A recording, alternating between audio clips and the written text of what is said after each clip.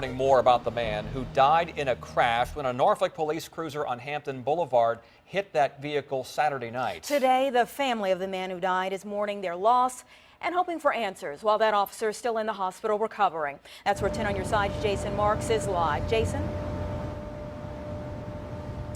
Yeah, Anita, that officer is here at Centera Norfolk General. He is slowly recovering, as you mentioned. It will be a long time before he's back on the streets. He suffered some broken bones, but he also has to deal with the knowing that he was involved in a crash that took another man's life.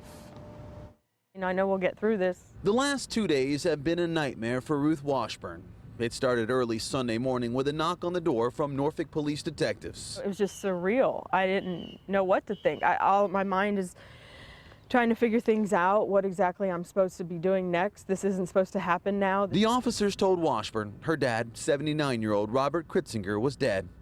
He was pulling out on Hampton Boulevard when he was T-boned by a Norfolk officer who was headed to a shooting call. The officer did have on his lights and sirens. I just get so sad for my dad because it shouldn't happen like this. Family says Kritzinger loved his faith. He loved people and loved his 2 daughters. Always had an activity, always, keeping himself busy. He was also involved in helping local political campaigns.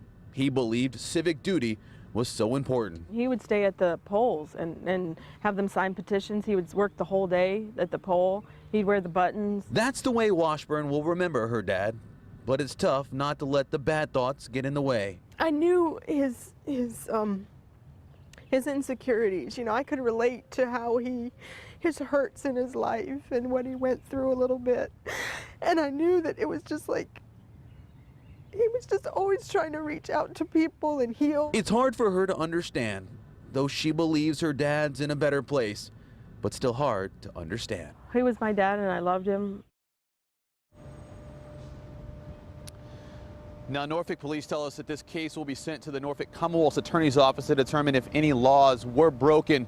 Kritzinger's family tells me that he will be buried in New York. That's the latest here at Norfolk General. Jason Marks, 10 on your side.